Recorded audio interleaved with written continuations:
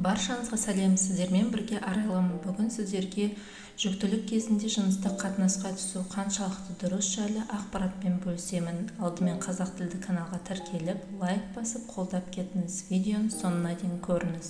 Жүктіліктің алғашқы 3 айында токсикоз бен сүт безінің ісінуі кезіндегі біраз қиындықтардың әсерінен әйелдер жыныстық қатынасқа белсенді болмайды.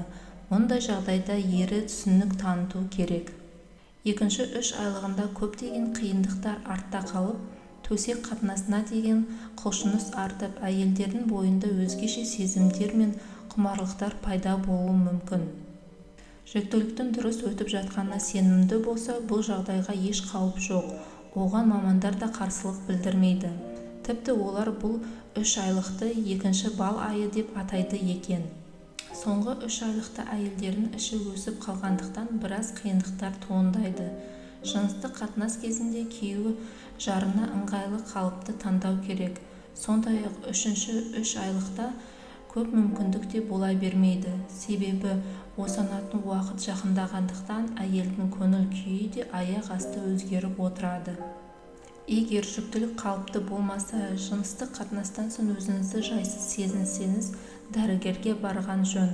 Мұндай жағдайда жатырдың бұлшықеттері жиырылып, іштегі балаға зиян келтіруі мүмкін. Жүктілік кезінде төсек қатынасқа келесі жағдайларда тыйым салынады. Көп ұрықтық жүктілік кезінде егіз балалар туылатын болса, әйел мен жатырдағы сәбидің денсаулығына қауіп төнгенде, қынаптан қан немесе соған ұқсас сұйықтықтар ағатын болса, жатырдан сұйықтық бөлінсе, жыныстық жол арқылы жұғатын індет табылса және түсік тастаған жағдайда. Бүгінгі ақпарат сіздерге пайдалы немесе қызықты болса, каналыма тіркеліп лайк басып кетіңіздер. Сіздермен болған арайлым. Қош сау болыңыздар.